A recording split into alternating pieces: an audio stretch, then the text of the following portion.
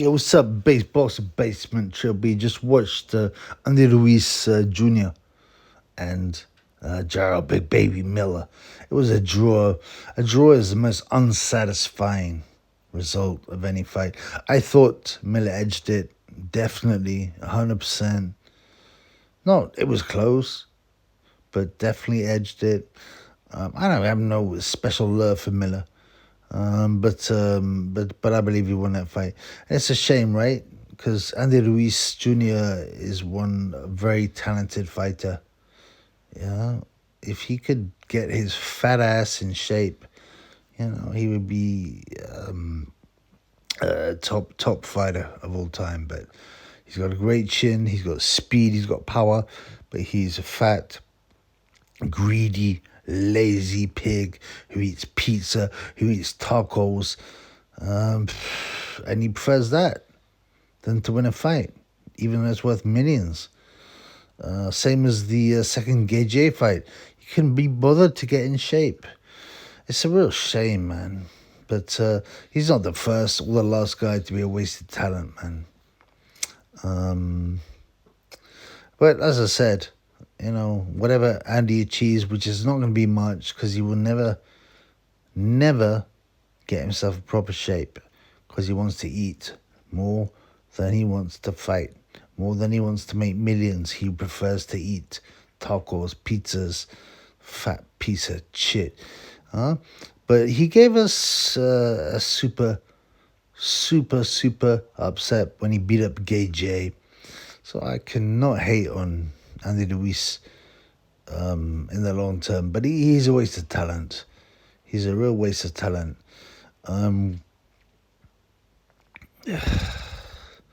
it's tragic. You think, well, you've got a short career, you can make millions, you're in a position to make millions, but you'd rather stuff your face full of pizza and tacos than make millions. That's the reality.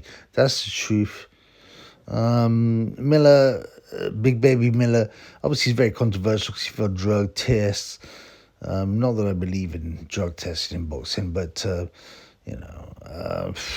think they were all on it. But I don't know. Imagine going into a fight that if you could get in shape, you will make millions more, but you can't be bothered. Why? Because you like tacos and pizzas too much.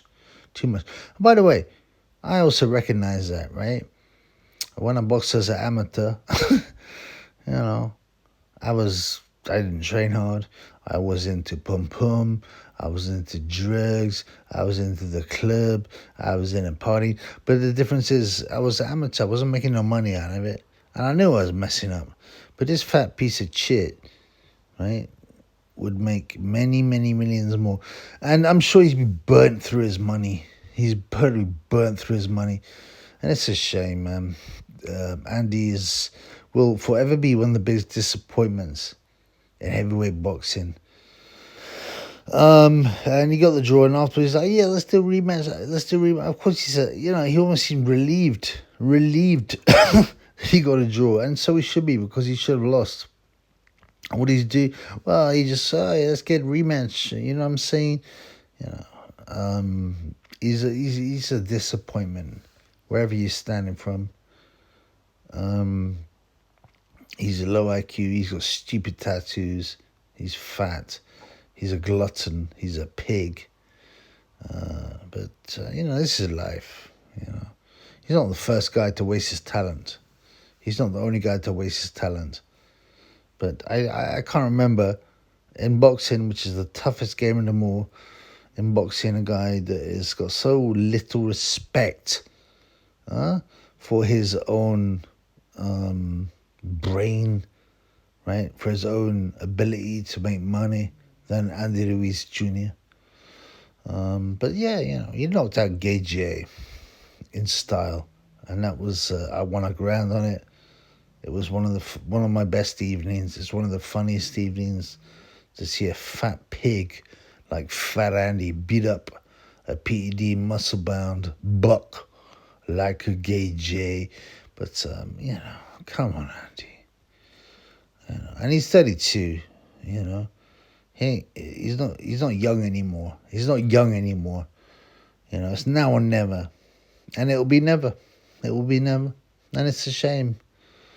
Um, Miller, what will happen next? Well, they might do a rematch. You know, maybe one of them will fight Bacoldi.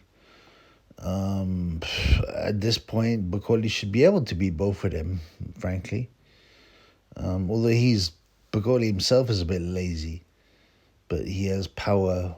Bacoldi, he has a good chin, but he's crude.